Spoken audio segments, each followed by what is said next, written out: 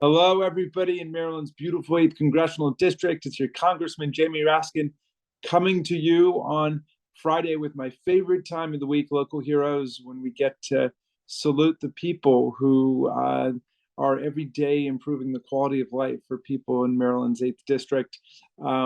Today, I have a wonderful local hero for you, Jackie DeCarlo, who's the executive director of the Manna Food Center and the CEO of Manna's Food Center, and she's also the president of the board of nonprofit Montgomery, if I'm remembering correctly. I know she's a member of the Montgomery County Food Policy Council.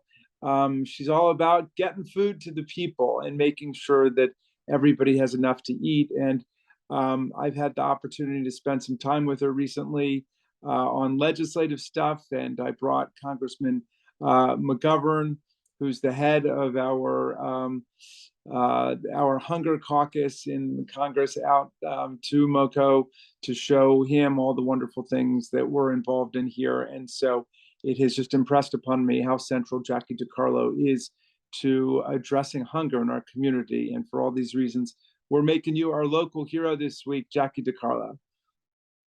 Thank you so much, Congressman. It is a real honor, and I'm accepting the Hero Award on behalf of the whole Manna Food Center team, some of which you see in the picture behind me. You've been out even before the pandemic. You were a regular visitor to our sites, cheering on our staff and volunteers, meeting constituents who sometimes can't always know where their next meal is coming from, and then of course, during the pandemic, you were side by side with us, and we had to stop food drives, which you used to help collect for. But we haven't missed you because you've been with us. So thank you for all of that, and we're looking forward to continuing to work together at the local and the federal level to make sure that all people at all times have good food and welcoming spaces.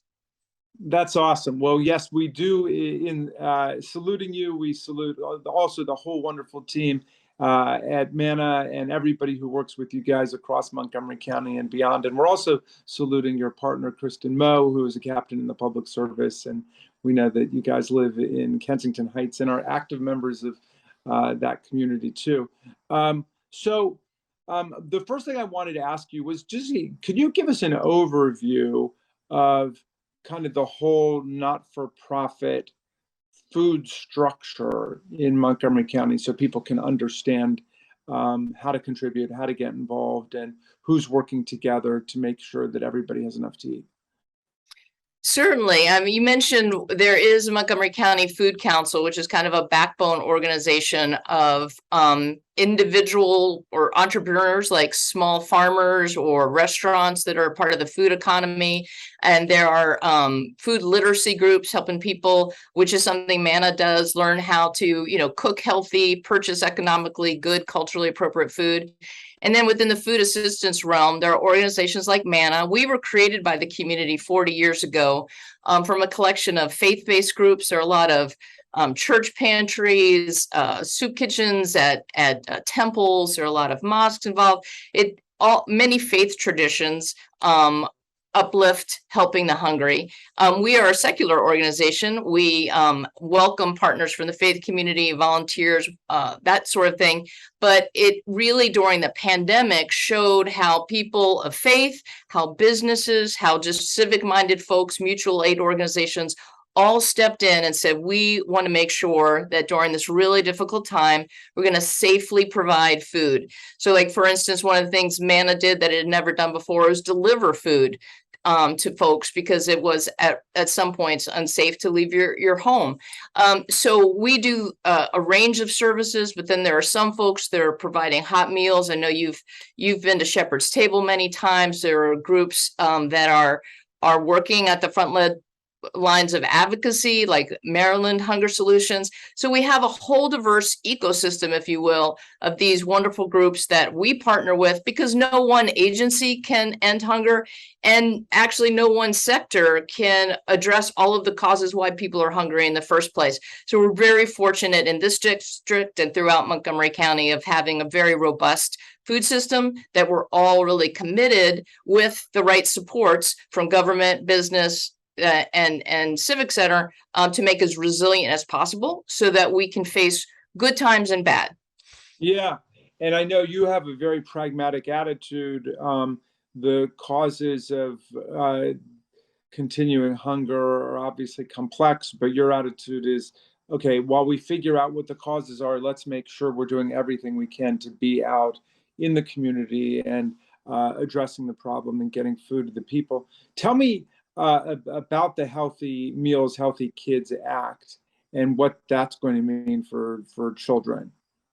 Well, as you well know, as such an important member of Congress, legislation has to get reauthorized every decade or so. With the Nutrition Act, I believe it hasn't been reauthorized in about 10 years. The world has really changed in 10 years.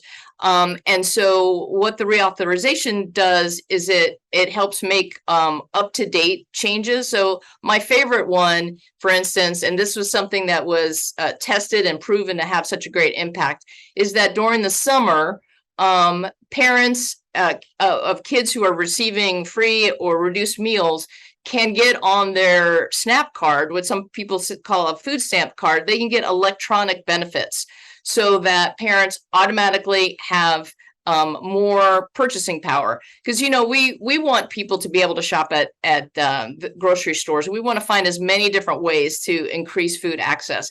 So that's one mechanism. There's also in this reauthorization that the new act will make it easier for more schools to provide free meals by lowering the barriers of entry in terms of what the neighborhood composition is like. And this is a really great evolution of the ways that schools are turning out to be community anchors.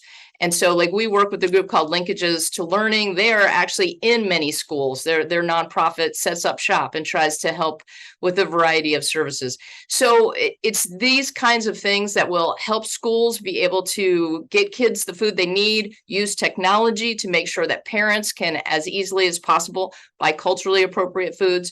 And that's one of the reasons why that we're excited about the reauthorization and look forward to your support.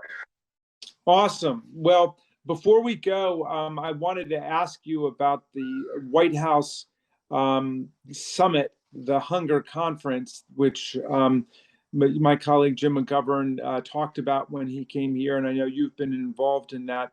What do we know when that is happening? Does it have a date yet? And what are your hopes for what can come out of a White House summit on hunger? Yeah, we are all on pins and needles waiting for the date to be announced. Of course, there's a lot going on, so we understand. And hopefully being in the backyard of the conference, we'll be able to participate. But no matter what the date is, we've already submitted some testimony based on the conversations that you and Representative McGovern had back in December. So thank you again for visiting us in so many places in Montgomery County. So we submitted the life story of one of your constituents, Marielle, who because of a health concern became disabled and had to be able to provide for her family, and what the federal supports in places like Manna did. So we've been sharing those kind of stories.